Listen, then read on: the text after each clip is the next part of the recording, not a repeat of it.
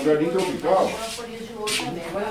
Você entrava lá na frente e voltava 5 metros na lateral. Falando de folhinha, de tempero no meio da comida, começou, sabe? Ela tá muito assim. Aí eu deixei de pôr. Aí eu falei pra Dona Odete, em casa, sexta-feira, eu falei, olha, se ela tira a folhinha, não deixa ir pra mamãe. Mas vamos colocar. Já tá temperado. Quando ele começa a ferver, começa a cheirar gostoso, temperado. Se eu tenho sazon, tá panela de pressão. Se eu tenho sazon, eu coloco os 2 sazon. Ó. O que vocês estão fazendo aí? Você tá arrumando o cabelo dela?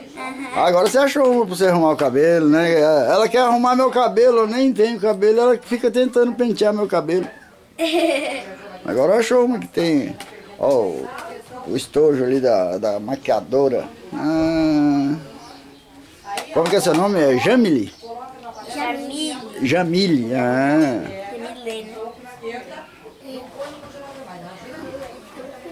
Tiro, esquenta, come. Tira, esquenta, come. Acabou?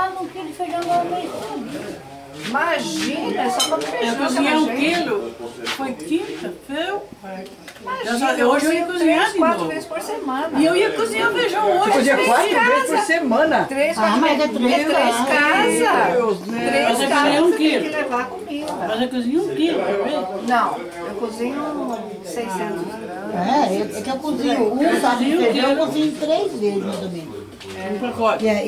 Mas assim mesmo tem que congelar. Mas essas duas ainda estão aqui no prato ainda? Ah, não é Só a possível. gente falando em feijão. Você fala de feijão. Põe lá e... Eu sei, a gente percebia aqui.